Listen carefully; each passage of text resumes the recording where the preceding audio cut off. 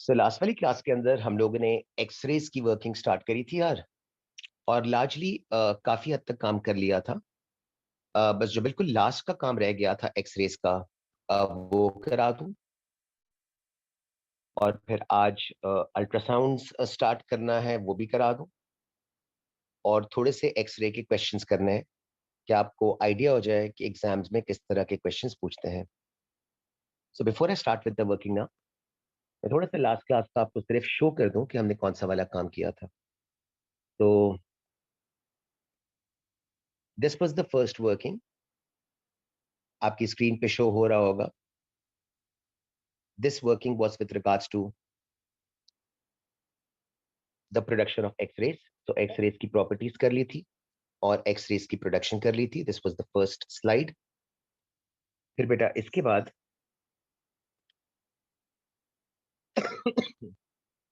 हमने X-rays के अंदर attenuation की working करी थी, तो वो आपकी स्क्रीन पर अभी आ जाएगी. So this was the second slide, जिसमें हमने X-rays की attenuation का फॉर्मूला किया था. So that should be appearing in front of you right about now. ठीक है, ये आपका सेकंड पॉइंट था. अटेन्यूएशन का फॉर्मूला जो है ना, इसको आज थोड़ा सा अप्लाई करना है कि इसको यूज कैसे करते हैं, बिकॉज इसके काफी क्वेश्चंस आते हैं. और फिर towards the end of the class जो हमने आखिरी काम किया था, if you remember, that was regarding the quality of x-rays. So हमने ये डिस्कस किया था कि द इमेज फॉर्म्ड, उसकी क्वालिटी आपकी दो फैक्टर्स पे डिपेंड करती है. So the first factor was sharpness, मैंने डेफिनेशन करा दी थी. And the second factor was contrast, और इसकी भी डेफिनेशन हमने कंक्लूड कर ली थी. सही. अब जो आगे की वर्किंग करनी है ना, जो बेसिकली इसी की कंटिन्यूएशन है, और इसी पेज पे कर रहा हूं. सो दिस वर्किंग इज, ये भी क्वेश्चंस एग्जाम्स में काफी फ्रीक्वेंटली आते हैं. सो मैं क्विकली इस चीज को डिस्कस कर लूं और फिर इसके बाद आगे की थ्योरी करते हैं. सो ये वाला एक क्वेश्चन बहुत दफा आता है, factors which affect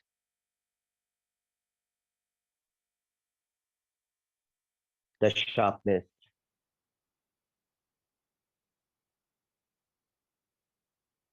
of x-rays. Factors learn करने हैं. As I told you in the previous class, इस टॉपिक में लर्निंग काम काफी है. जो जो चीजें भी रिक्वायर्ड है ना, मैं कोशिश करके एटलीस्ट वर्बली बताता जा रहा हूँ कि क्या क्या चीजें लर्न करनी है. कहीं कहीं मौका मिलेगा तो लिख भी दिया करूंगा. तो कौन से फैक्टर्स आपके एक्सरे को या आपकी एक्सरेज को शार्प बनाते हैं, उनकी डिस्कशन. पहला factor, size of the target anode. अब टारगेट एनोड की साइज की क्या रेलेवेंस है? तो लास्ट टाइम अगर आपको याद हो ना, तो मैंने एक्सरे ट्यूब का डायग्राम बनाया था. मैं दोबारा से इस डायग्राम को दो दफा बना देता हूँ. साइड बाय साइड बना रहा हूँ ताकि आप एक फेयर कंपैरिजन कर सको.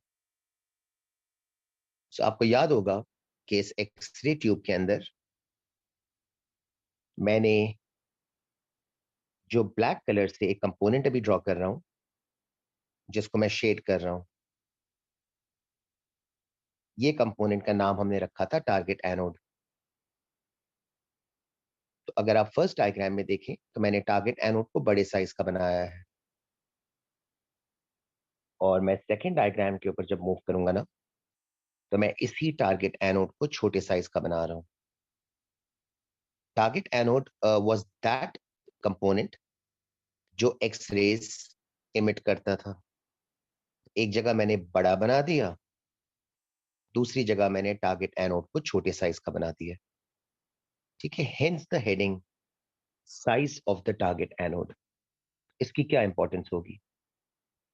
तो अगर मैं जूम इन करूंगा ना थोड़ी देर के बाद, तो आपको काफी क्लियरली नजर आ जाएगा कि अगर बड़े साइज का टारगेट एनोड है ना, तो जो एक्सरे की बीम प्रोड्यूस होगी ना, उसकी विड्थ ज्यादा होगी. जैसे कि मैं अब बना रहा हूं, केयरफुली देखिएगा.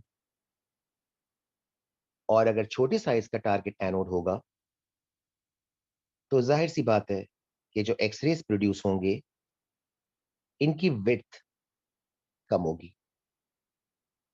तो अगर मैं दोनों डायग्राम्स को आपसे कंपेयर करने के लिए पूछूं ना कि दोनों में आपको क्या फर्क नजर आ रहा है, so wouldn't you agree?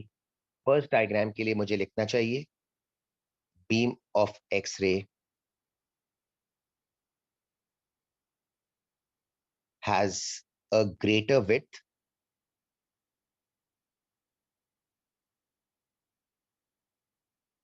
therefore it is less focused or less sharp।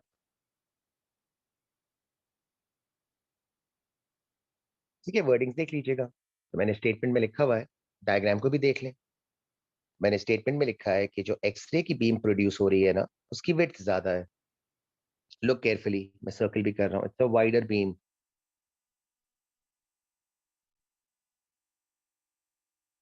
consequently less focused और you can say less sharp। अब अगर आप बिल्कुल इसी तरीके से सेकेंड डायग्राम को देखेंगे, इसकी विड्थ बहुत कम है। तो सेकेंड वाले डायग्राम के अंदर मैं वर्डिंग लिख रहा हूं, आप कंपेयर कर लें स्टेटमेंट को। Beam of x-ray has a lesser width, क्योंकि टारगेट एनोड की साइज छोटी है ना सेकेंड डायग्राम में, तो बीम की विड्थ आपकी कम होगी। देयरफॉर इट इज, और यू कैन से मोर शार्प। तो यार डायग्राम पे एग्जाम में ड्रॉ करने के लिए नहीं आता, लेकिन इन दोनों डायग्राम्स की बेसिस पर आपका कंक्लूजन पूछते हैं। आई बिलीव आपका कंक्लूजन बस आपको ये याद होना चाहिए।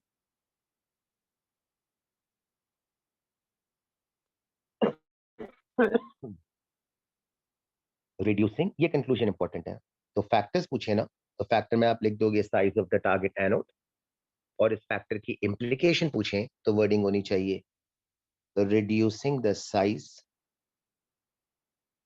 Of the target anode. सिर्फ एनोड भी लिख देंगे ना तो भी काफी है। Reducing the size of the anode increases the sharpness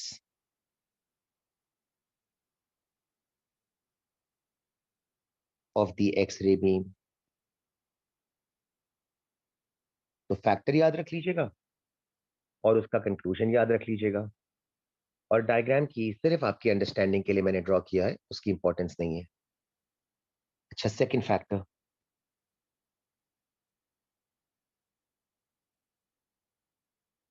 second वाला factor is size of the aperture. सब अपर्चर क्या चीज होती है और इसकी साइज की क्या इंपॉर्टेंस होती है। अगेन मैं पहले एक डायग्राम बना दूं, यहां पर मुझे दो डायग्राम्स की जरूरत नहीं पड़ेगी, सिंगल डायग्राम से काम चल जाएगा। सो अगेन एक्सरे ट्यूब, ये मैंने कंस्ट्रक्ट कर दी। अगेन मैंने टारगेट एनोड बना दिया।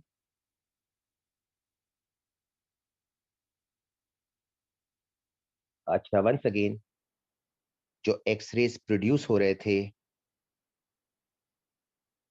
उनको मैंने ये रेड कलर से बना के दिखा दिया।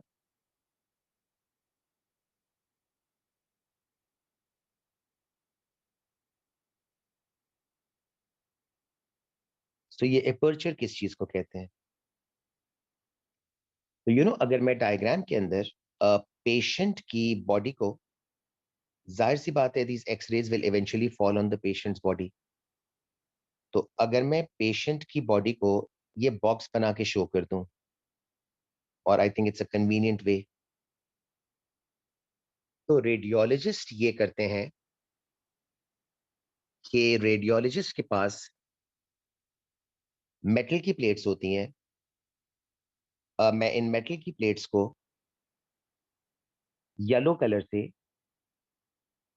ड्रॉ करके दिखा रहा हूं। ये इस तरह की मेटल प्लेट्स होती हैं जो पेशेंट की बॉडी और एक्सरे ट्यूब के दरमियान में रखी जाती है। तो ये जो येलो कलर का पोर्शन है, these are your metal plates. Now if you look carefully, तो इन मेटल प्लेट्स के दरमियान में मैंने एक छोटा सा होल रखा हुआ है। ये एक्सरेज इस होल से गुजरने के बाद पेशेंट की बॉडी तक पहुंचती है। ये जो होल आपके पास है, इसके थ्रू गुजरने के बाद x-rays will eventually enter the patient's body. So इस होल का नाम रखा जाता है एपर्चर। अब अगला क्वेश्चन स्टूडेंट्स ये पूछते हैं कि sir, size of the aperture की क्या इंपॉर्टेंस है? सो डोंट यू थिंक कि अगर मैं इस होल को बड़ा कर दूंगा, वाइडन कर दूंगा, साइज में बड़ा कर दूंगा, तो होल के बड़ा होने से more X-rays can pass through. So consequently, the width of the X-ray beam is going to be large. और अगर मैं इस होल को छोटा कर दूंगा, माइन्यूट कर दूंगा, स्मॉल कर दूंगा, then less number of X-rays can pass through. तो वो जो वर्डिंग रोहिल ने मेरी स्क्रीन पे लिखी है ना, वो वर्डिंग सही है कि एपर्चर अगर लार्ज साइज्ड होगा तो रेडियोलॉजिस्ट के पास इंस्ट्रूमेंट्स होते हैं जिनसे वो लोग मैन्युअली इस एपर्चर की साइज को छोटा बड़ा कर सकते हैं। अगर एपर्चर का गैप लार्ज साइज्ड होगा तो इस केस के अंदर your beam will be less focused, और you can say the beam will lack sharpness.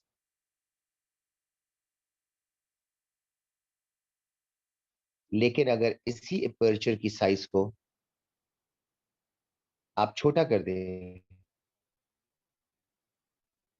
तो होल को छोटा करने से you would certainly expect the beam to be now more focused, or you can say the sharpness will improve. So again, diagram की importance नहीं है, लेकिन conclusion relevant है। So इसका conclusion आपके पास ये बन जाएगा,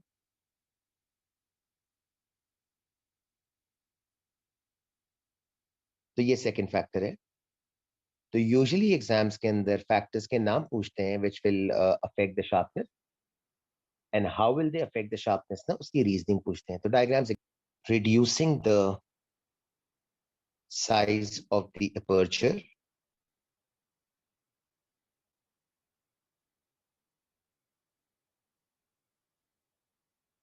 improves the sharpness of the X-ray beam। तो ये दो फैक्टर्स काफी कॉमनली पूछे जाते हैं, तो मैंने फैक्टर्स और उनकी कंक्लूजन्स लिखवा लिए। अब दूसरा question will be the last thing on x-rays. So अगली working, factors which affect the contrast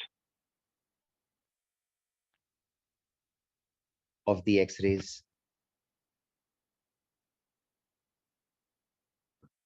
ठीक है, सो अगर आपको लास्ट क्लास में याद हो ना, तो कॉन्ट्रास्ट की डेफिनेशन मैं आपको दोबारा क्विकली दिखा दूं। तो आप डेफिनेशन पहले देख लें, फिर फैक्टर्स को डिस्कस करके ये वाला काम कंक्लूड करते हैं। सो कॉन्ट्रास्ट की डेफिनेशन ये लिखी हुई थी, आप जरा क्विकली रीड कर लीजिएगा, अभी आपकी स्क्रीन पर आ जाएगी। मैं इसके अराउंड एक बॉक्स बना रहा हूँ, मैं भी साथ साथ रीड कर लेता हूँ। So contrast by definition was, it is defined as the ease with which one structure can be differentiated from the other. A good contrast is one, ये important statement है, which has a range of exposures. That is, it shows areas of little और no blackening, यानी कि अच्छा contrast वो है जहां पर लिटिल और नो ब्लैकनिंग हो, यानी कि वाइट कलर भी हो। लिटिल और नो ब्लैकनिंग बेसिकली इंप्लाइज के वाइट पोर्शन भी होना चाहिए, as well as areas with heavy blackening ना, तो जहां पर डार्क ब्लैक भी आ रहा होगा और वाइट वाले टोन्स भी आ रहे होंगे, that is considered to be a good contrast. तो कौन से फैक्टर्स कॉन्ट्रास्ट को अफेक्ट करते हैं? सो अगेन दो तीन फैक्टर्स हैं। सो उनके लिए भी डायग्राम्स नहीं पूछते, फैक्टर्स पूछते हैं और रीजनिंग पूछते हैं। तो अगर किसी जगह डायग्राम चाहिए होगा, आई डोंट थिंक वैसे जरूरत पड़ेगी, तो बना दूंगा, वरना फैक्टर्स देख लीजिएगा। पहला फैक्टर, आपने पेशेंट की बॉडी को एक्सरेज के सामने कितनी देर के लिए एक्सपोज किया है? एक्सपोजर टाइम, है ना, आपने पेशेंट की बॉडी को कितने टाइम के लिए एक्सरे के सामने एक्सपोज किया है? आई एम श्योर आप अग्री करेंगे, if you increase the exposure time, now when I say if you increase the exposure time, अगला क्वेश्चन ऑटोमेटिकली ये आता है कि sir won't that be dangerous, कि आप पेशेंट को ज्यादा देर के लिए एक्सरेज के सामने एक्सपोज करते हैं? तो ये बिल्कुल वैलिड क्वेश्चन है, इसीलिए मैं ब्रैकेट्स में लिख रहा हूँ विद इन लिमिट्स, ताकि ये क्वेश्चन अराइज ही ना करे। So if you increase the exposure time, यानी कि आपने 10% या 20% ज्यादा टाइम के लिए पेशेंट की बॉडी को एक्सपोज किया है, विद इन लिमिट्स। हाँ, बहुत ज्यादा एक्सपोज नहीं कर सकते। इसका फायदा देखें क्या होगा। जो ग्रे एरियाज थे, अगर ज्यादा एक्सपोजर होगा ना, तो फिल्म पे जो चीज ग्रे कलर की नजर आ रही थी, वो थोड़ी सी ब्लैक होना शुरू हो जाएगी, क्योंकि ज्यादा टाइम के लिए एक्सपोज करने का मतलब है more X-rays can pass through the patient's body. So the sort of gray area will tend to become more and more blackened. और जो white area है, उससे तो पहले भी एक्सरेज पास नहीं हो रही थी, क्योंकि white area आपके एक्सरेज को ब्लॉक करता था। तो अब भी आपके पास उसके थ्रू पास तो नहीं करेगी, भले ज्यादा देर के लिए एक्सपोज करें, अगर एक्सरेज से पास नहीं होना तो नहीं होना। तो फायदा एक्सपोजर टाइम बढ़ाने का ये होता है कि जो ग्रे वाला एरिया होता है ना, वो थोड़ा सा ब्लैक की तरफ चला जाता है एक्सपोजर टाइम बढ़ाने से। लेकिन जो व्हाइट होता है, उससे तो पहले भी एक्सरे पास नहीं हो रही थी, अब भी पास नहीं होगी। So the white stage white. So I am sure you would agree कि अगर आपका व्हाइट तो वैसा ही रहता है, लेकिन अगर आपका ग्रे वाला एरिया एक्सपोजर टाइम बढ़ाने से थोड़ा सा डार्क हो जाता है या थोड़ा सा ब्लैक हो जाता है, सो ऑटोमेटिकली आपका कॉन्ट्रास्ट इंप्रूव हो जाएगा। ठीक है, तो पहला फैक्टर, एक्सपोजर टाइम इंक्रीज करने से हम अपने कॉन्ट्रास्ट को बेहतर कर सकते हैं। अगर एग्जाम में पूछे ना कैसे बेहतर कर सकते हैं, तो बस ये बता दीजिएगा कि व्हाइट तो वैसा ही रहेगा, और जो ग्रे एरिया था, वो एक्सपोजर टाइम एनहांस करने से the grey area will tend to be more towards black, and consequently the contrast would greatly improve. ठीक है। रोहिल ने पूछा हुआ है, identification of flash won't be difficult then. तो Rohil, if that would be the issue ना, तो फिर हम एक्सरेज नहीं करेंगे, फिर हमारे पास सीटी स्कैन होता है, एमआरआई होता है, बाकी टेक्निक्स भी अवेलेबल होती है। तो अगर हमारे पास एक्सरे में किसी वजह से इमेज अच्छा नहीं आ रहा होगा, तो फिर हम इस टेक्निक पे बैंक नहीं करेंगे, बल्कि फिर किसी और टेक्निक से इमेजेस ऑब्टेन कर लेंगे। एनीवेज, ये पहला फैक्टर हो गया। अच्छा, second factor,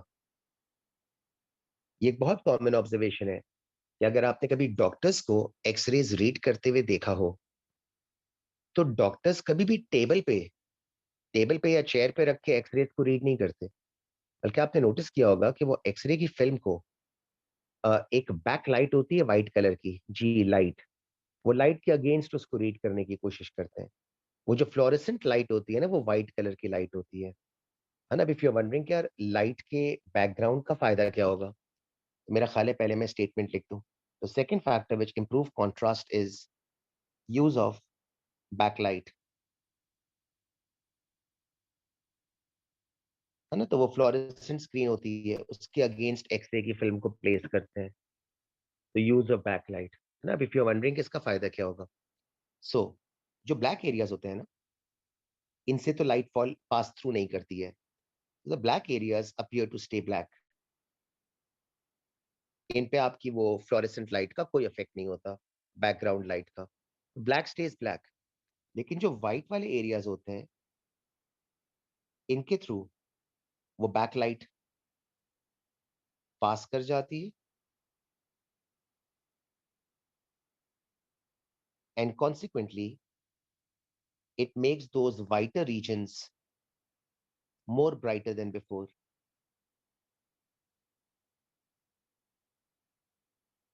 and hence a good contrast is established.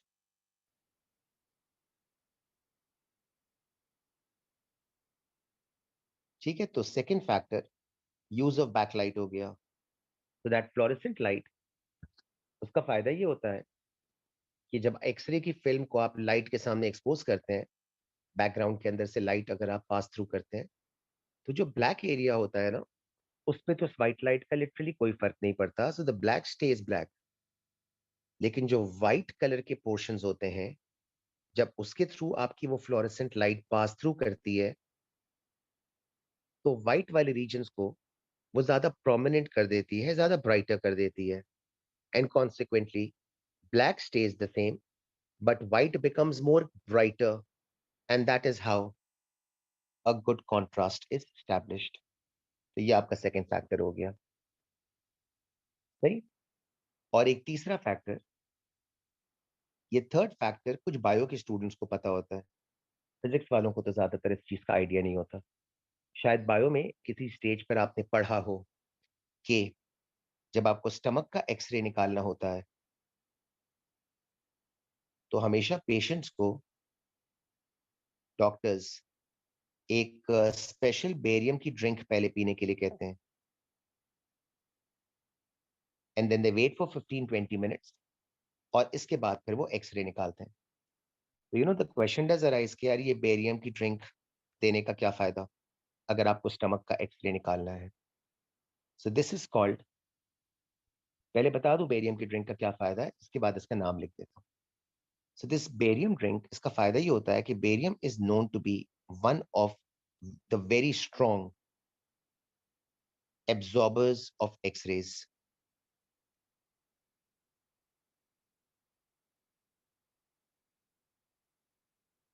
So barium is an X-ray blocker, so as to say, x-rays को स्टॉप कर देता है, पास थ्रू नहीं होने देता।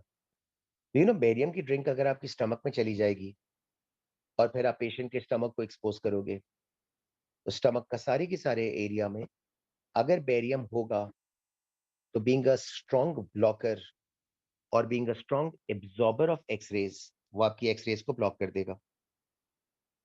और एक्सरेज के ब्लॉक करने का मतलब या एडवांटेज कह ले ये होगा कि आपका स्टमक का पोर्शन पूरा का पूरा व्हाइट कलर का फिल्म के ऊपर नजर आ जाएगा। तो सराउंडिंग एरियाज ग्रे और ब्लैक कलर के होंगे, ग्रे और ब्लैक कलर के होंगे, बट स्टमक का पूरा पैच आपका व्हाइट कलर का होगा, because the barium drink inside the stomach will behave as an x-ray blocker.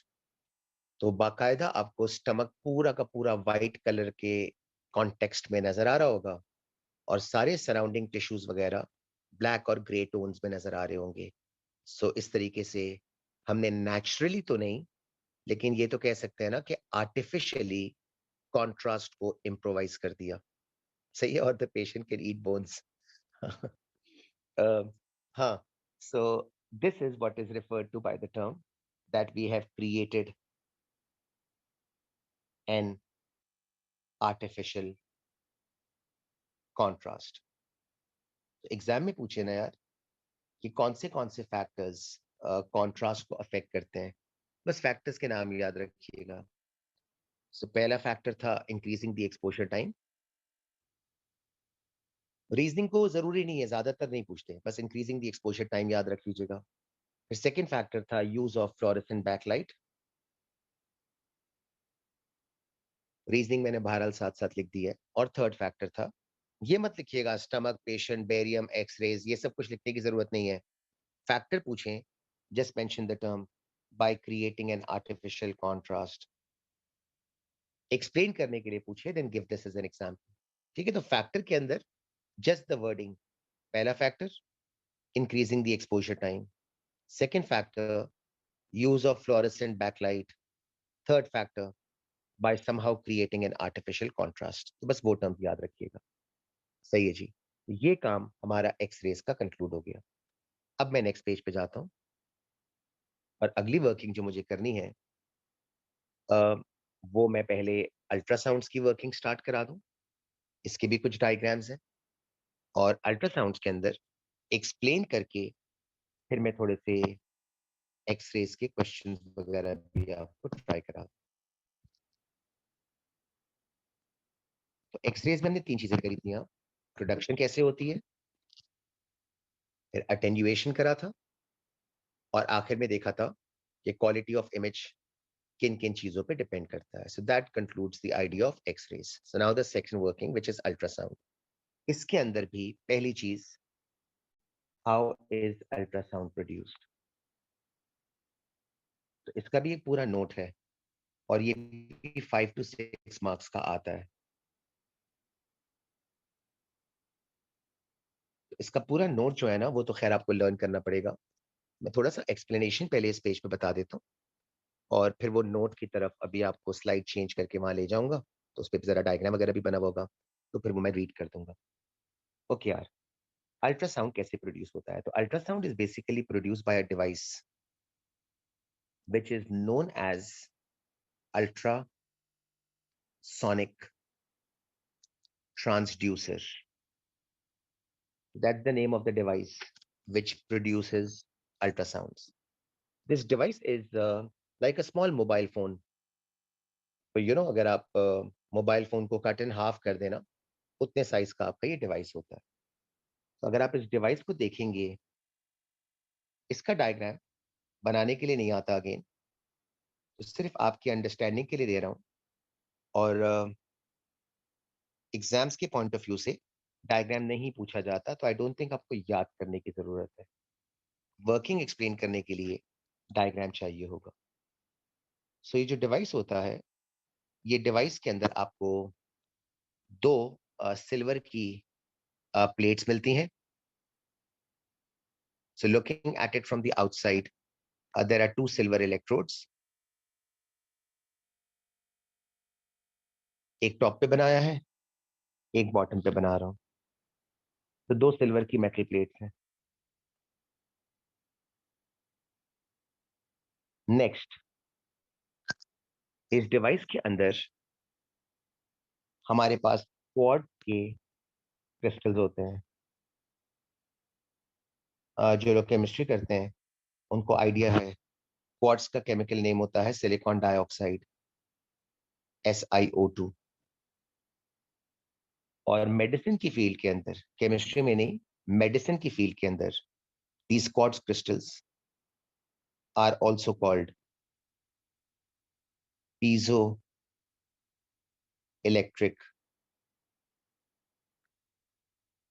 crystals।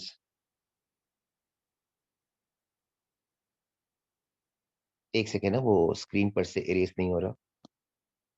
ठीक है,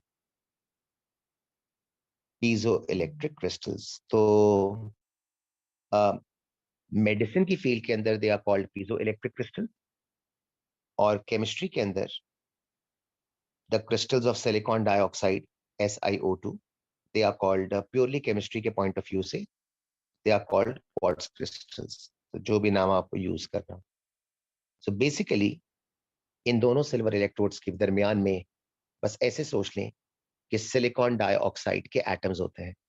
तो मैं बहुत सारे छोटे छोटे करके सिलिकॉन बना देता हूँ। तो इमेजिन कीजिएगा, ये जो ब्लैक कलर के मैं सर्कल्स बना रहा हूँ, ये सारे के सारे आपके फॉर एग्जांपल सिलिकॉन होंगे। बहुत सारे होते हैं। तो अगर आप इस डिवाइस को खोल के देखेंगे ना, तो इसमें छोटे छोटे आपको सिलिकॉन डाइऑक्साइड के क्रिस्टल्स नजर आएंगे। ये मैंने सिलिकॉन के एटम्स बना दिए, जो ब्लैक कलर का सर्कल है। लिख भी देता हूँ, the black circle is silicon. और इनके दरमियान में ऑक्सीजन होते हैं, तो ऑक्सीजन के लिए ग्रीन कलर यूज कर लेता हूँ। तो ग्रीन कलर से आपके पास ऑक्सीजन के सर्कल्स बना रहा हूँ।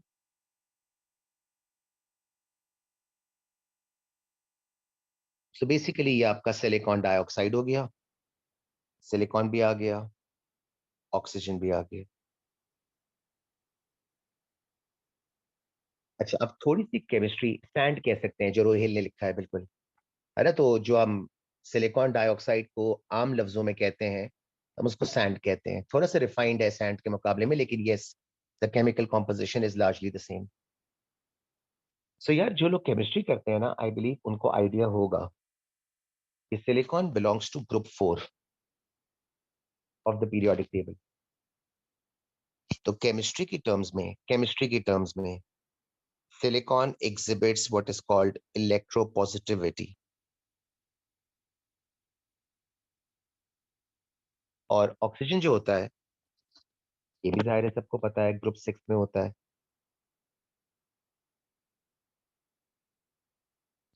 सो ऑक्सीजन केमिस्ट्री के पॉइंट ऑफ व्यू से exhibits what is called electro negativity.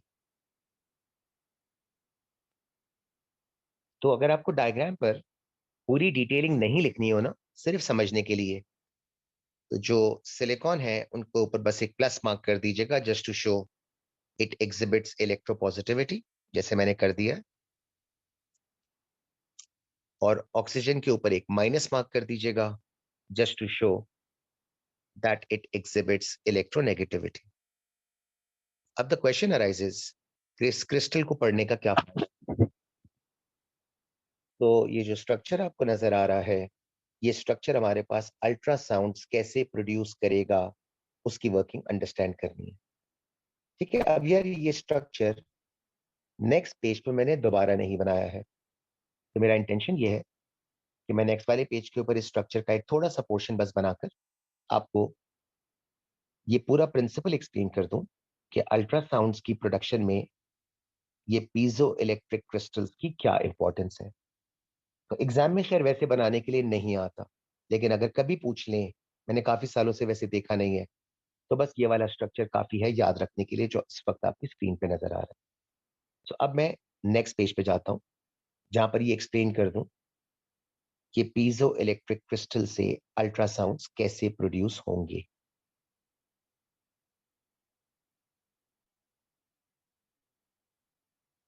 सो इस पेज के ऊपर इसको टैबलेट मोड में रन थ्रू कर लेता हूँ। तो अभी ये आपके पास स्क्रीन पे थोड़ा सा जूम इन कर जाएगा ना। ओके, सो नोट कीजिएगा, मैंने इस क्रिस्टल के 3 अलग अलग सेगमेंट्स बना के दिए हैं। तो जो फर्स्ट वाला डायग्राम बना हुआ है, पहले मैं डायग्राम को थोड़ा सा एक्सप्लेन कर दूं, और फिर नीचे वाली वर्डिंग्स रीड कर दूंगा। नीचे वाली सारी वर्डिंग्स आपको लर्न करनी है, तो मैं रीड करके आपको समझा दूंगा, लेकिन ये आपको लर्न करनी है, ये एग्जाम से पूछते हैं। ओके जी, पहले फर्स्ट डायग्राम देख लीजिएगा। सो ये आपके सिल्वर इलेक्ट्रोड्स हैं। अच्छा, मैं लेबलिंग यहां से मिटा दूंगा, क्योंकि ये लेबलिंग मैंने प्रीवियस पेज पे करी हुई है। ये ब्लैक वाले सर्कल्स आपके सिलिकॉन के एटम्स हो गए,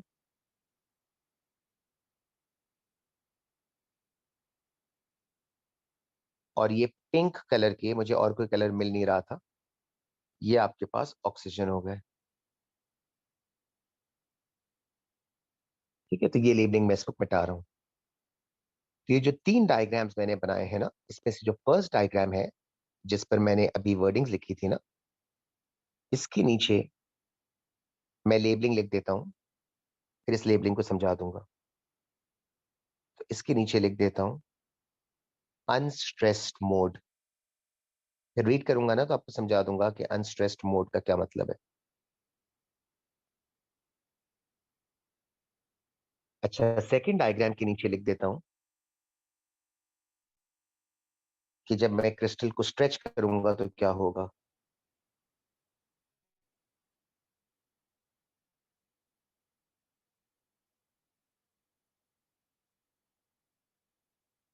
और फिर थर्ड डायग्राम के साथ लिख देता हूं कि जब मैं क्रिस्टल को कंप्रेस करूंगा तो क्या होगा। तो फर्स्ट डायग्राम के अंदर the crystal is in an unstressed mode. Second diagram में मैंने क्रिस्टल को स्ट्रेच आउट किया हुआ है। लास्ट डायग्राम के अंदर क्रिस्टल को कंप्रेस किया हुआ है ना। अब मैं थोड़े से चार्जेस मार्क कर दूं, तो प्लस और माइनस मार्क कर देता हूं, आप जरा देख लें।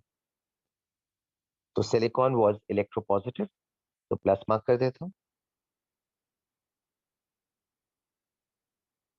और ऑक्सीजन वाज इलेक्ट्रोनेगेटिव, तो माइनस मार्क कर देता हूं। माइनस थोड़ा सा प्रोमिनेंट नहीं होगा, लेकिन आई गेस नजर तो आ जाएगा। अब पहले वर्डिंग देख लेते हैं और फिर मैं एक एक डायग्राम को इंडिविजुअली एक्सप्लेन कर देता हूँ। लेट्स सी स्टेटमेंट में क्या लिखा है। आई थिंक इसी साइज पे रख रहा हूँ, वर्डिंग्स मेरा ख्याल रीड हो जाएंगी। So it says the production of ultrasounds can be done by using a piezoelectric crystal, which are also called quartz crystal. Fair enough.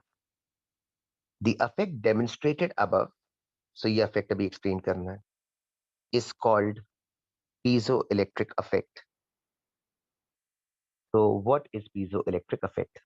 देखते हैं. First point. In an unstressed mode, that's basically the first diagram, the crystals are positioned such that the distribution of positive charges, यानी कि silicon की बात हो रही है, and negative charges, oxygen की बात हो रही है, are symmetrical. That is,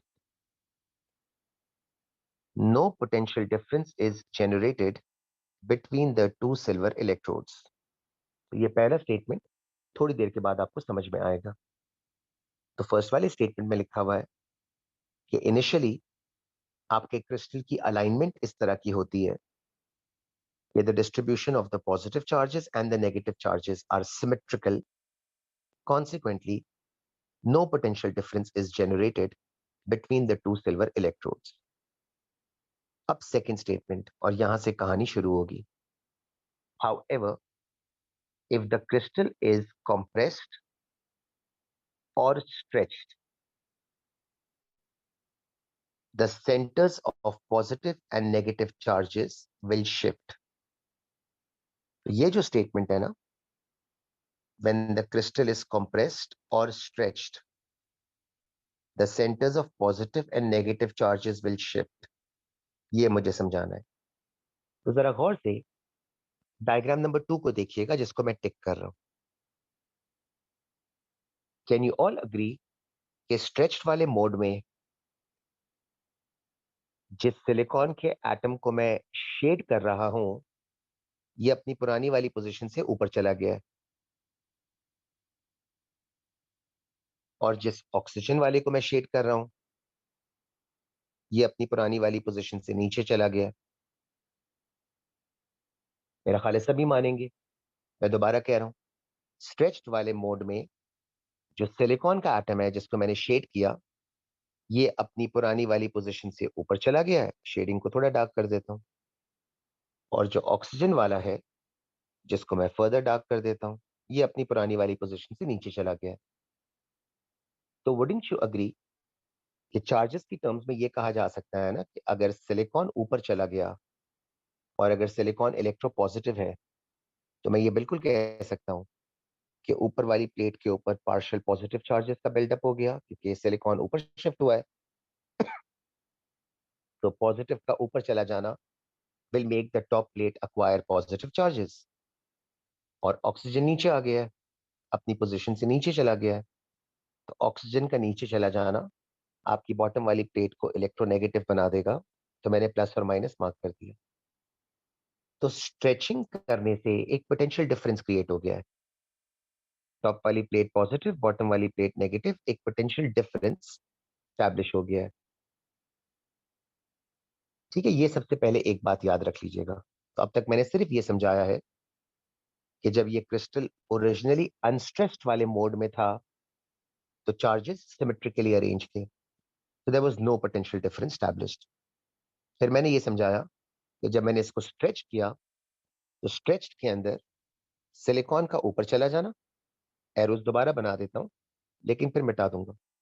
और ऑक्सीजन का नीचे चले जाना, उसकी वजह से इलेक्ट्रो पॉजिटिव वाला ऊपर शिफ्ट हो गया है, इलेक्ट्रोनेगेटिव वाला नीचे शिफ्ट हो गया है। तो ऊपर की तरफ पॉजिटिव चार्जेस का बिल्डअप हो जाएगा, नीचे नेगेटिव का। तो इन शॉर्ट, फिजिक्स की टर्मिनोलॉजी में मैंने बोला है कि टॉप प्लेट और बॉटम प्लेट के बीच में एक पोटेंशियल डिफरेंस क्रिएट हो गया है।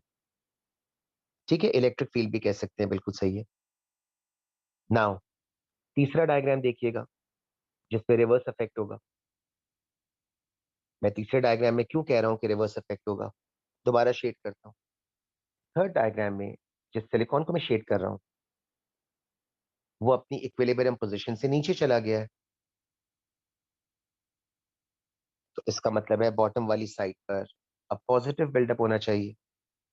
तो इलेक्ट्रोपॉजिटिव वाला कंप्रेस्ड वाली स्टेट में नीचे शिफ्ट हो गया है, नीचे पुश डाउन हो गया है अपनी ओरिजिनल पोजीशन से। सो सिलिकॉन के नीचे जाने की वजह से मैंने बॉटम वाली प्लेट पे पॉजिटिव का बिल्डअप शो कर दिया।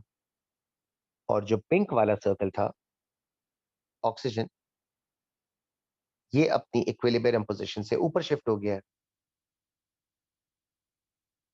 इसका मतलब है इलेक्ट्रोनेगेटिविटी ऊपर की तरफ जाने की वजह से टॉप वाली प्लेट पे नेगेटिव चार्ज का बिल्डअप हो गया। अच्छा, दोबारा आप बोल सकते हैं पोटेंशियल डिफरेंस स्टैब्लिश हुआ है, और ये बात बिल्कुल सही है। बट एक फर्क है, अगर आप स्ट्रेच्ड वाले को देखें और कॉम्प्रेस्ड वाले को देखें तो आपको पोलैरिटीज रिवर्स नजर आ रही होंगी। तो काफी स्टूडेंट्स इसको इस तरह से लर्न करते हैं, और ये स्टेटमेंट बहुत बहुत बहुत इंपॉर्टेंट है। लर्न इस तरह से करते हैं, तो अगर हम इस क्रिस्टल को कंटिन्यूअसली स्ट्रेच करेंगे, फिर कंप्रेस करेंगे, फिर दोबारा स्ट्रेच करेंगे, फिर दोबारा कंप्रेस करेंगे, so the crystal is stretched and compressed alternately, then purely physics के पॉइंट ऑफ व्यू से आप मेरे इस स्टेटमेंट को मानेंगे, an alternating potential difference will be established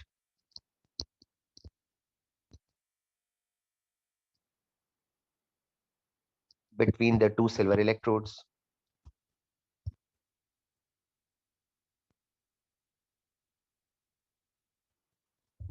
तो अगर आप मेरे इस वाले स्टेटमेंट से सहमत हैं कि अगर क्रिस्टल को कंटिन्यूअसली स्ट्रेच किया जाए, फिर कंप्रेस किया जाए, फिर दोबारा स्ट्रेच किया जाए, फिर दोबारा कंप्रेस किया जाए, बार बार alternately stretched and compressed, then alternating potential difference will be established between the two silver electrodes.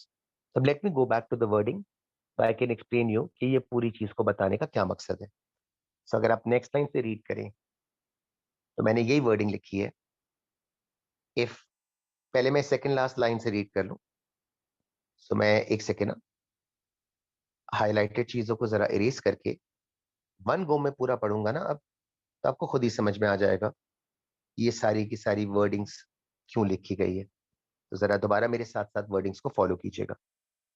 So in an unstressed mode, the crystals are positioned such that the distribution of the positive charges and the negative charges are symmetrical. So this is about the original diagram. That is, no potential difference is generated between the two silver electrodes. Fair enough. Sorry, yaar. So first diagram, there is no potential difference. Up moving on. So now it's the important statement. However, if the crystal is compressed or stretched, the centers of positive and negative charges will shift. So ये आपको diagram में नजर आ रहा था।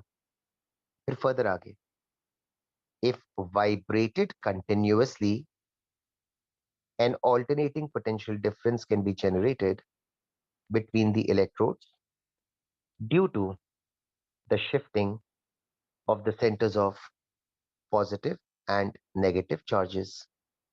Agreed ना? मेरा ख्याल है वर्डिंग काफी हद तक सेल्फ एक्सप्लेनेटरी है कि if vibrated continuously, an alternating potential difference can be generated between the electrodes due to the shifting of the centers of positive and negative charges. फिर next statement. Conversely, अब हम उल्टा affect कर रहे हैं. Conversely, if the crystal is supplied with small alternating voltage, comma, the crystal can be made to vibrate. जरा गौर करें क्या लिखा हुआ है. पहले मैंने ये समझाया कि क्रिस्टल को कंप्रेस और स्ट्रेच करके हम ऑल्टरनेटिंग वोल्टेज प्रोड्यूस कर सकते हैं. और फिर मैंने आगे ये लिखा है, conversely, if the crystal is supplied with small alternating potential difference, then the crystal can be made to vibrate.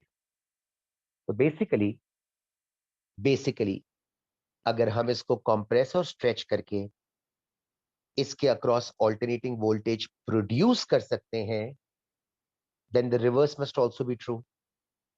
और रिवर्स का मतलब है कि हम इसको ऑल्टरनेटिंग वोल्टेज सप्लाई करके इस क्रिस्टल को वाइब्रेट करा सकते हैं.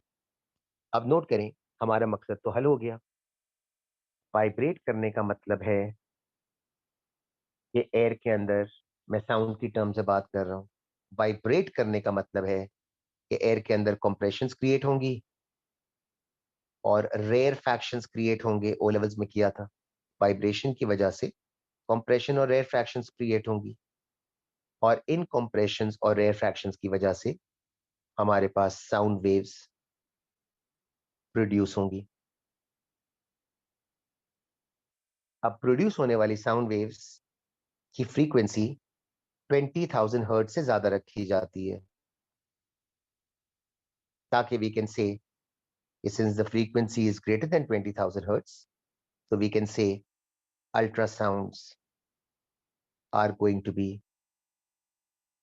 produced.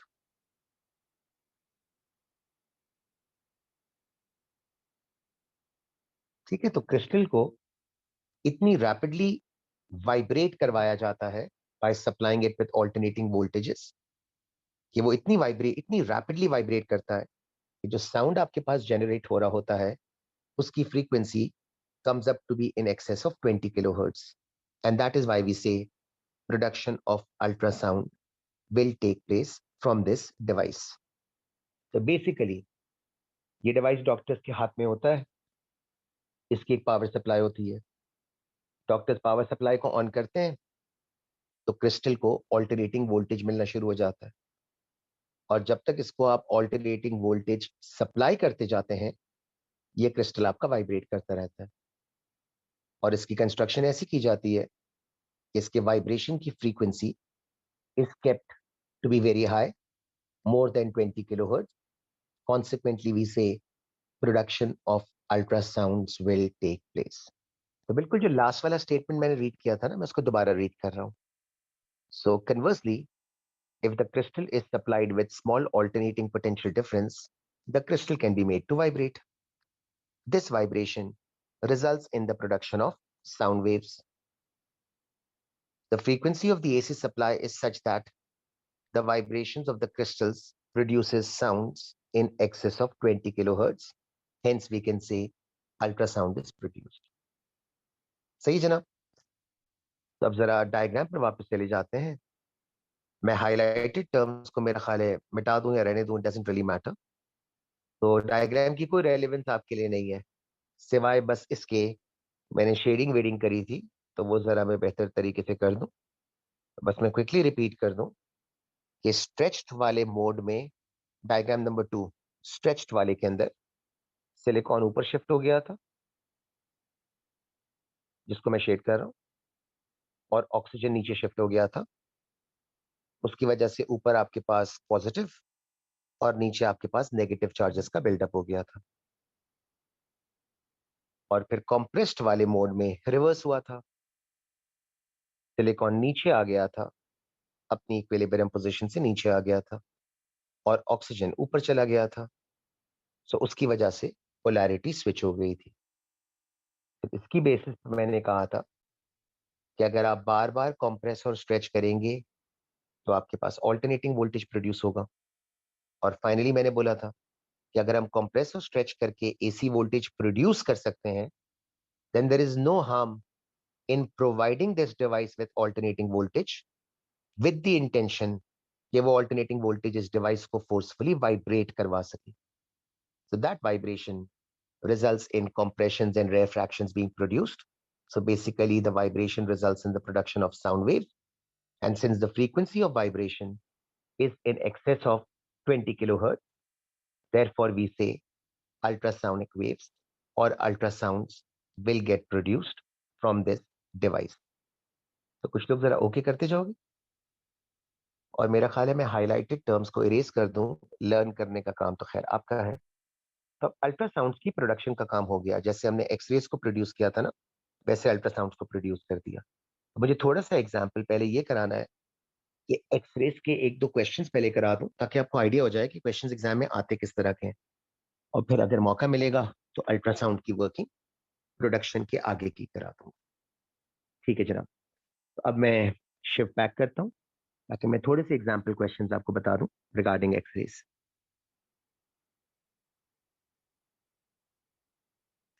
आई डोंट थिंक अब मुझे टैबलेट मोड की जरूरत नहीं है. तो मैं इसको रेगुलर लैंडस्केप में लेकर आ जाता हूँ. और रोहिल यार, अली आप भी अगर हो सके ना सो कैलकुलेटर्स पकड़ लेना. तो मैं 3 स्पेसिफिक क्वेश्चंस कराना चाह रहा हूँ. एग्जाम में क्या चीज पूछी जाती है और उसका आंसर आप क्या देंगे. क्योंकि यूजली एक्सरेज के क्वेश्चंस बड़े स्टीरियोटिपिकल होते हैं. और फिर अल्ट्रासाउंड की वर्किंग अगर मौका मिलेगा तो भी और आगे करा दूंगा. तो जरा क्वेश्चन देखिएगा. रीड पहले आप कर लो, मैं तब तक एक सिगरेट चला लूँ. आप जरा रीड कर लीजिएगा.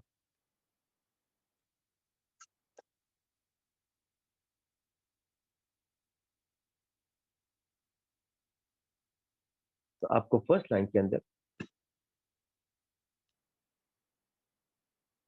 म्यू की वैल्यूज गिवन है. बोन के लिए देखिए हाई है, कंपैरेटिवली स्पीकिंग हाई है. लेकिन फैट के लिए और मसल के लिए ना सिर्फ लो है 0.9 एंड 0.95, बल्कि काफी क्लोज भी है. ओके जनाब. अब फर्स्ट पार्ट में कह रहे हैं कि आपको रेशो कैलकुलेट करना है for I upon I naught. इसका फॉर्मूला हमने प्रीवियसली किया था. For 1.5 centimetres of bone,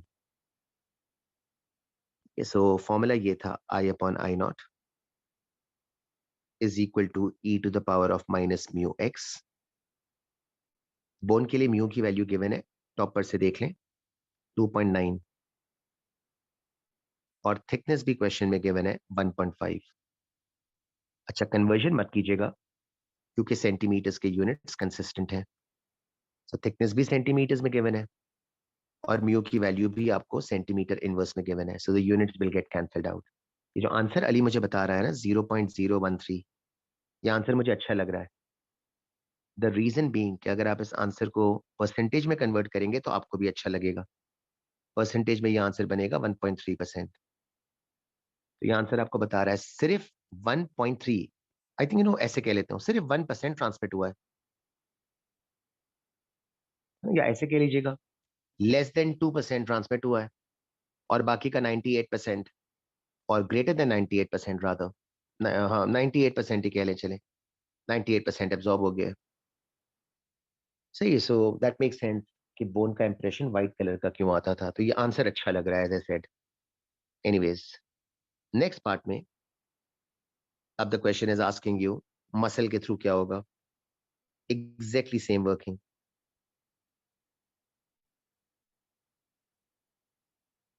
muscle की थिकनेस उन्होंने ज्यादा दी है और रिजल्ट आपका ये बनेगा.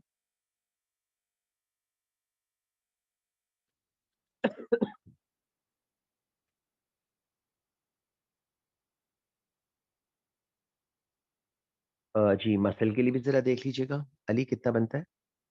फॉर्मूला रोहेल आपने सही लिखा था. जी जनाब, इसके लिए भी 0.013.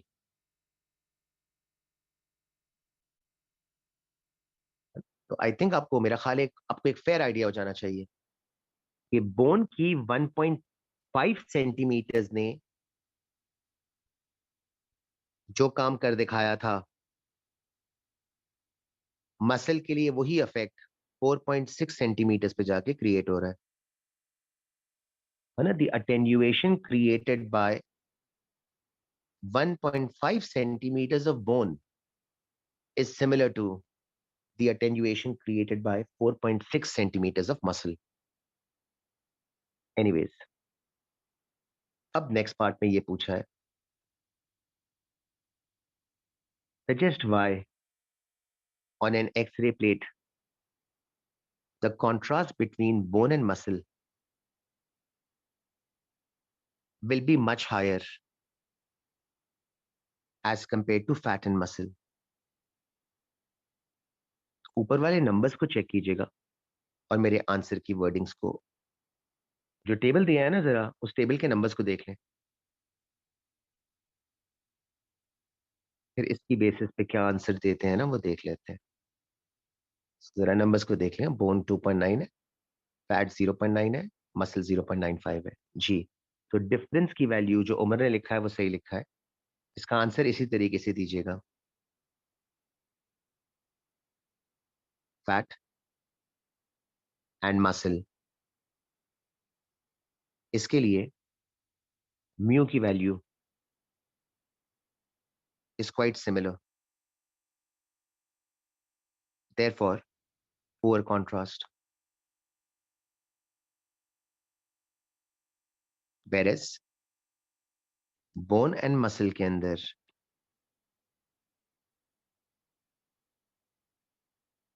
म्यू की वैल्यू में there is a large difference,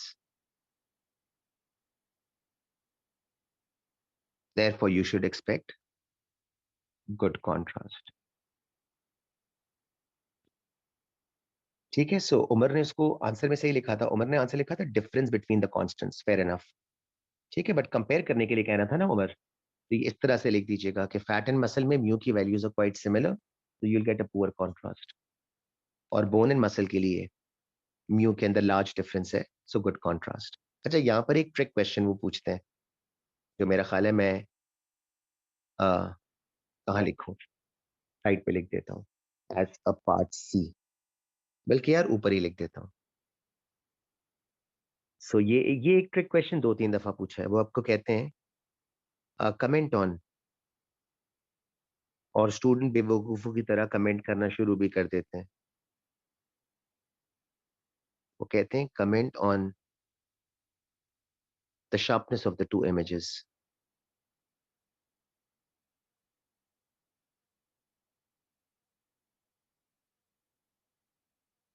तो आधे गधे कहते हैं कि फैट एंड मसल वाला ज्यादा शार्प होगा, आधे गधे कहते हैं बोन एंड मसल वाला ज्यादा शार्प होगा। इस तरह के उल्टे सीधे ऑप्शंस लिख रहे होते हैं। सो प्लीज आंसर केयरफुली देख लीजिएगा। Sharpness depends on the width of the beam. And in this question, there is literally no indication given to us regarding the width of the beam. So sharpness के बारे में, if they ask you, the wording should just be sharpness cannot be determined.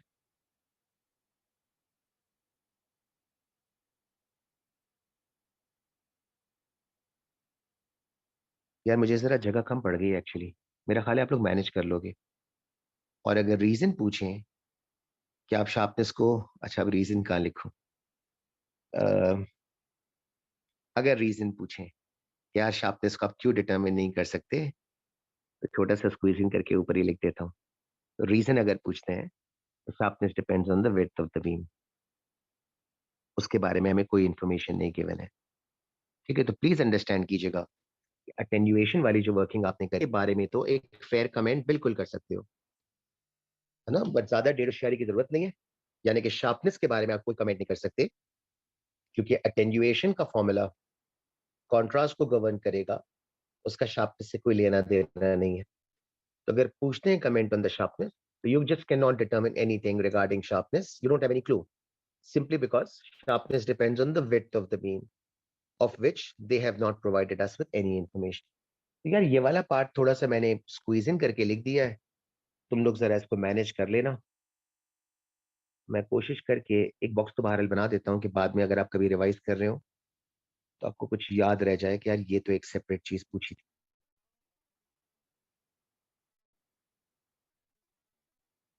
ठीक है जनाब, अगला question देख लेते हैं।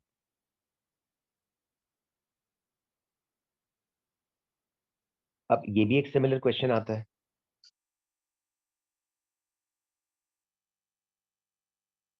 तो आप जरा वर्डिंग्स पहले देख लीजिएगा।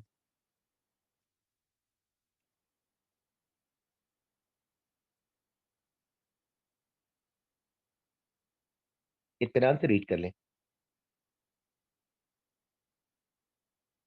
मैं तब तक अपने रेलिवेंट वाले टर्म्स लिखता जा रहा हूं, आप रीड कर लें।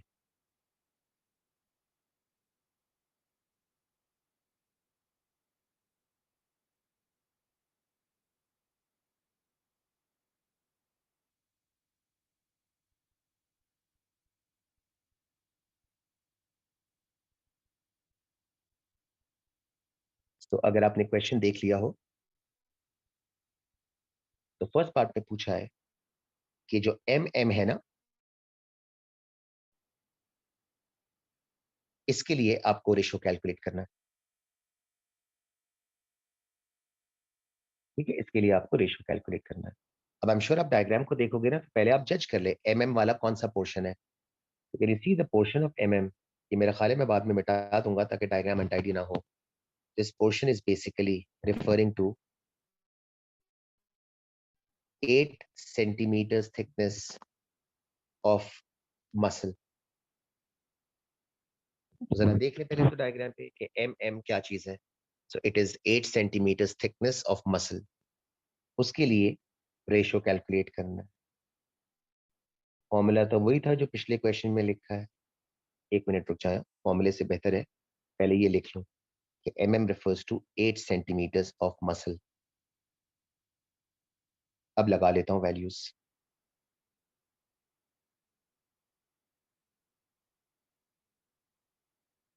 बेटा म्यू की वैल्यू मसल की टॉप पे देख लीजिएगा, गिवन है 0.2। कन्वर्जन की जरूरत नहीं पड़ेगी। और थिकनेस भी गिवन है। ये आंसर मुझे आगे चाहिए होगा, अभी स्क्रीन पे आया नहीं है। 0.2। अगर ये ट्रांसलेट करेगा ना तो 0.2 बेसिकली ट्रांसलेट करके आपको ये समझा रहा है कि 20% ट्रांसमिट होगा।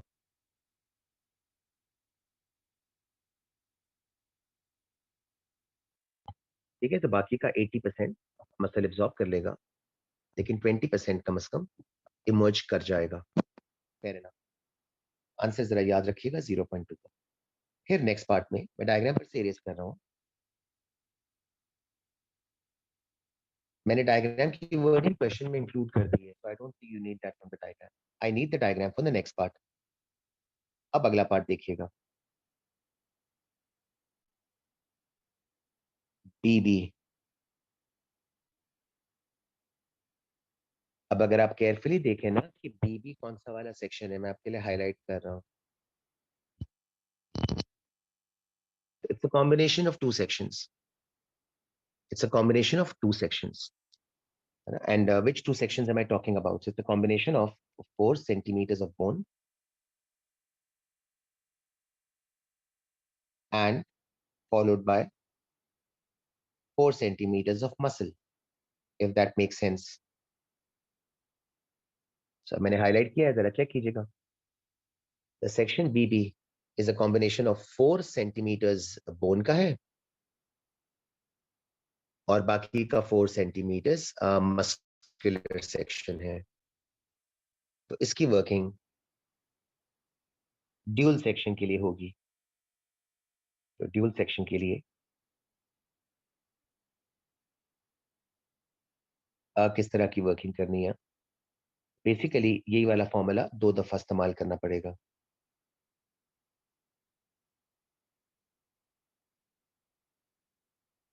ये जरा केयरफुली देख लिया कि मैंने इसी फॉर्मूले को 2 दफा लिखा हुआ है। आपकी स्क्रीन पर आ जाए।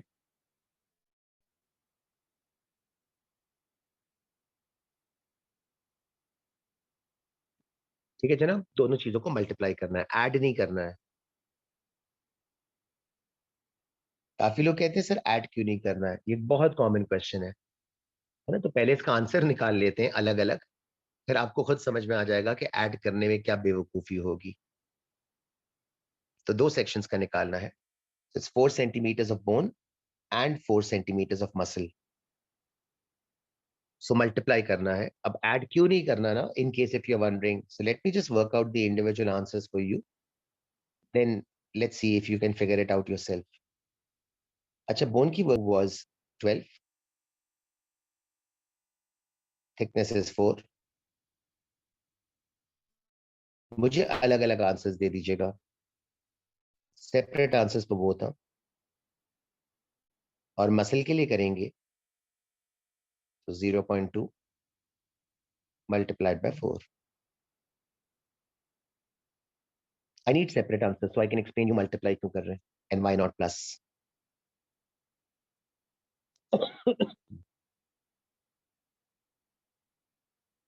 ओके, तो यार पहले वाले का आंसर बनेगा 0.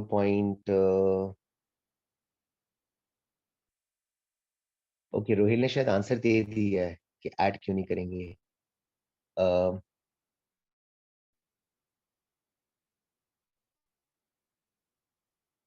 एक सेकेंड ना रोहिल, मैं तुम्हारा आंसर अभी पढ़ता हूँ. मुझे सेपरेट.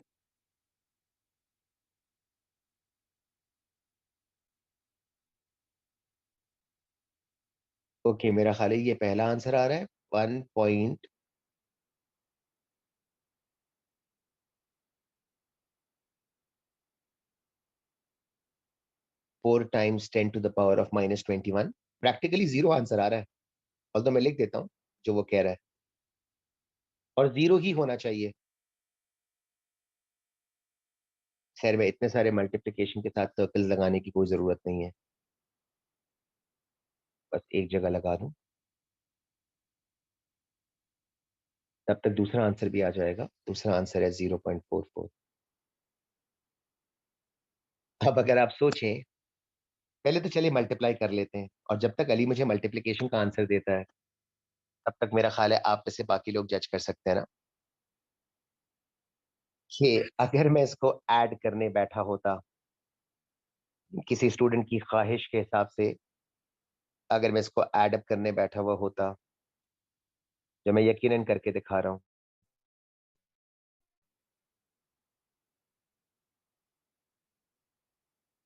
तो फिर देखिए कितना बेवकूफाना आंसर आता. मैं ऐड कर तो नहीं रहा, लेकिन आई बिलीव आप अग्री करेंगे कि the answer will be this much. मेरे नजदीक ये बहुत ही फजूल आंसर है.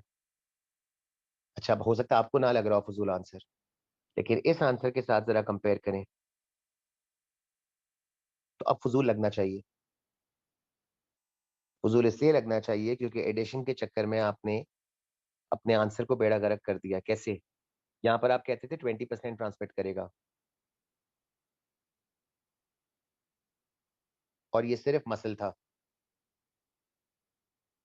और अगर आप ऐड करने बैठ गए होते,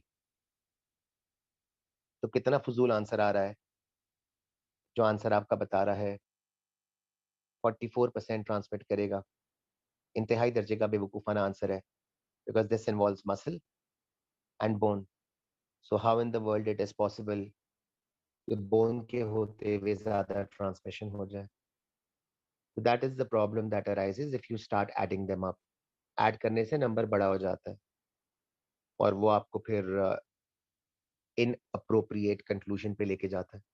तो ऐड करेंगे ना, तो addition will of course make the number become larger. तो उसका 0.2 आ रहा था, इसका 0.44 आ जाएगा, तो बिल्कुल ही फजूल बात है. क्या आप ये कहना चाह रहे हैं कि मसल में सिर्फ 20% ट्रांसमिट हो रहा था, और मसल के साथ बोन आ गई है, सो एडिशन करके तो आपने नंबर ही बड़ा कर दिया है 0.44. तो बोन के साथ 44% ट्रांसमिट हो रहा है, तो ये तो इंतहाई दर्जे की फजूल बात है. तो फ्रैक्शंस में जब भी आप ऐड करते हैं ना, नंबर बड़ा हो जाता है. So it doesn't make sense.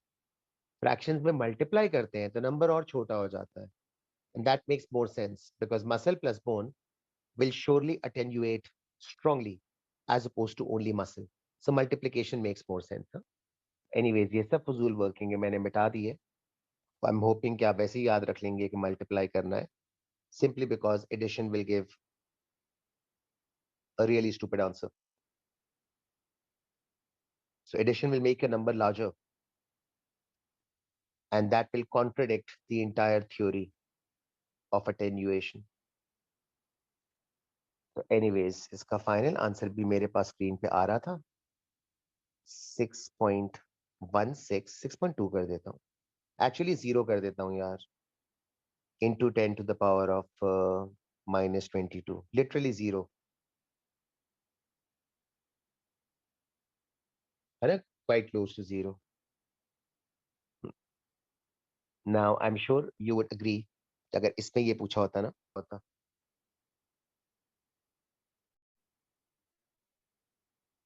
तो फिर आप बिल्कुल लिख सकते हैं गुड कॉन्ट्रास्ट एक्सपेक्टेड.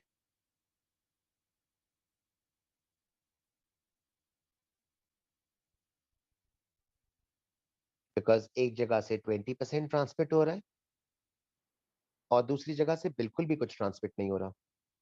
ठीक है, सो realistically a good contrast is expected 20% versus 0%. But again अगर शार्पनेस का कहते can not be determined.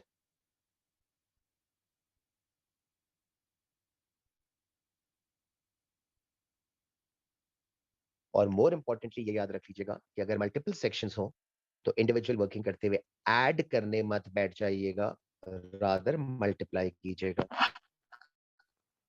Steric बना भी दो एहतियात.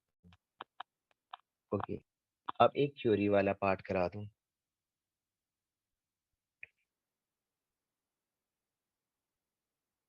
अब ये ग्राफ दिया हुआ है एक्स रेस का, इस पे थ्योरी के पार्ट्स कैसे पूछते हैं वो देख लीजिएगा. Okay, so it says high speed electrons आपके टारगेट मेटल को हिट करेंगे. फिर आपके पास एक्स रेस का स्पेक्ट्रम एमिट होगा, उसका ग्राफ बना के दे दिया है.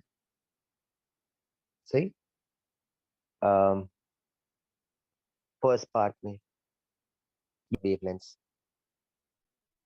कंटिन्यूअस डिस्ट्रीब्यूशन का मतलब है अलग अलग वेवलेंथ्स क्यों प्रोड्यूस हो रही है एक्स रेस की. तो आंसर इस तरह से दीजिएगा, since the emitted electrons,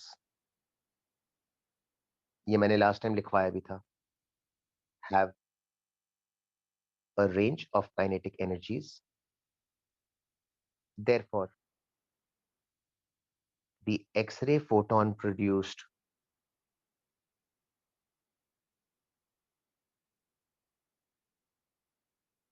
will have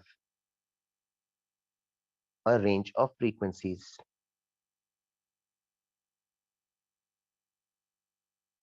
Hence, a continuous spectrum is produced.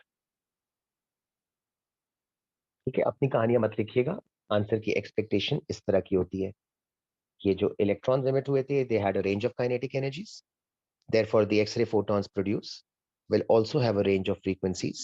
Hence, a continuous spectrum is produced. ये अगर आप नोट्स में देखेंगे ना तो ये वर्डिंग मैंने कराई हुई है. सेकेंड पार्ट में पूछा है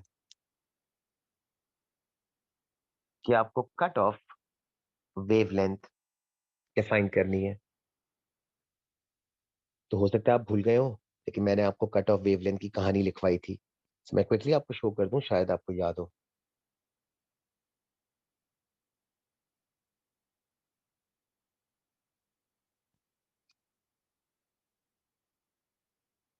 स्क्रीन पे आ जाए ना.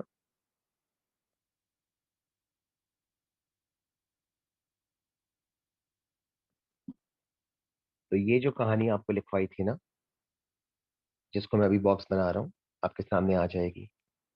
ये पूरी कहानी वहां पर मेंशन कर दीजिएगा. ठीक है जनाब, तो अब मैं वापस तो नहीं लिख रहा.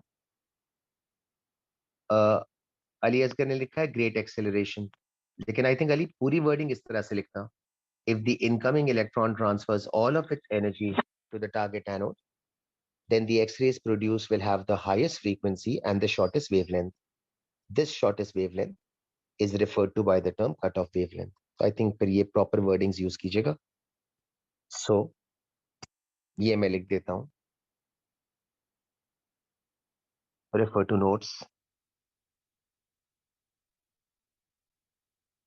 मैंने अभी जो शो किया था ना हाईलाइटेड वाला पोर्शन, उसमें से आपको मिल जाएगा. That was actually slide 1 in the previous class. Next part देख लो. What is meant by hardness of x-rays. तो 2 मार्क्स के लिए ये लिखिएगा. Hardness refers to penetration,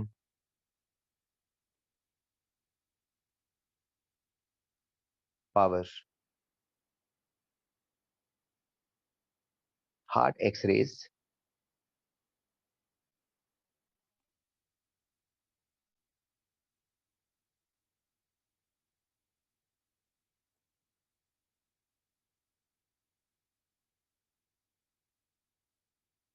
are those which have high frequencies,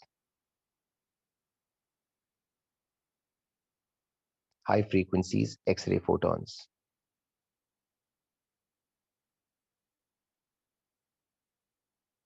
next part में पूछा है हार्डनेस को कंट्रोल कैसे करते थे. तो याद रखिएगा हमने फ्रीक्वेंसी को कंट्रोल करने की वर्किंग करी थी. तो इन केस अगर आप भूल गए हो तो मैं क्विकली रिपीट बस कर दूं. Bye adjusting the potential difference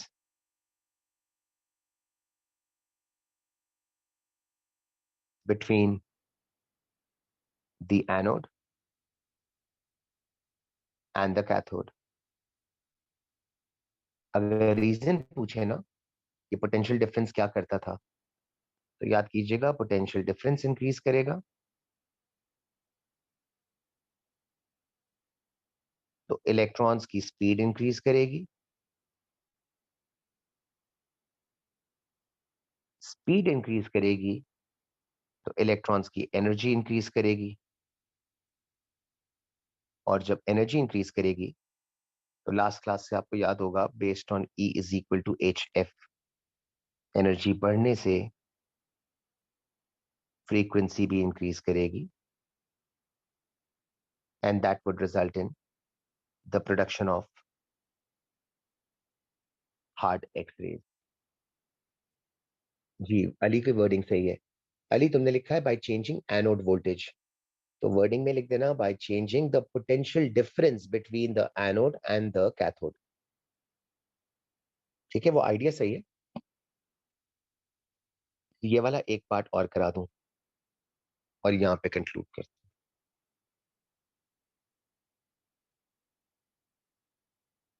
the question says कि एक एल्यूमिनियम का ब्लॉक है. इसको आपने प्लेस किया हुआ है. Is place near to a small source of x raise. So source भी है. ठीक है अब लिखा हुआ है कि X rays are detected at points A and B. So X rays आपकी ए के ऊपर भी पहुंच रही है और बी पर भी पहुंच रही है. And the question is saying state 2 reasons why the intensity of X-rays at point B is not as great as the intensity at point A. है ना बी पे इंटेंसिटी क्यों कम होगी. मैं 2 के बजाय 3 रीजंस शो कर देता हूं पहले डायग्राम पे तो वो देख लीजिएगा. पहला रीजन जब एक्सरे सोर्स पे से निकलेंगी ना तो वो स्कैटर करती हैं स्प्रेड आउट करती हैं.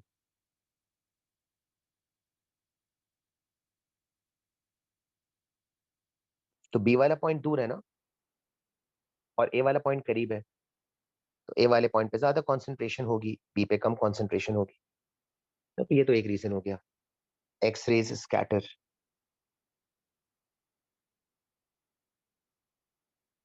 Therefore, greater intensity at A.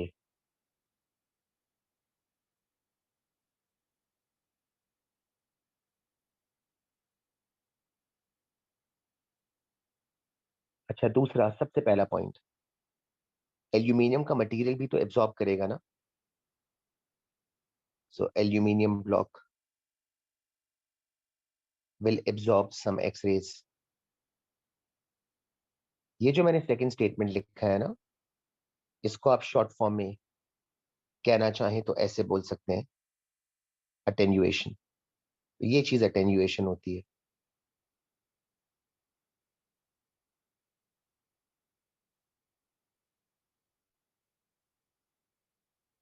तो ये सेकंड पॉइंट हो गया।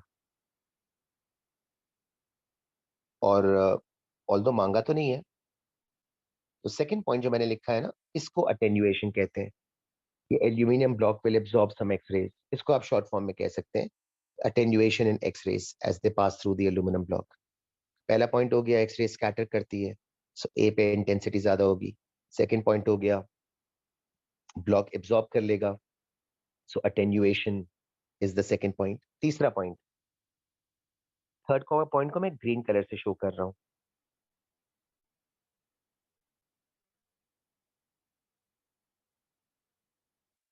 डायग्राम देखिए, कुछ वर्डिंग अगर आप सोच सकें तो।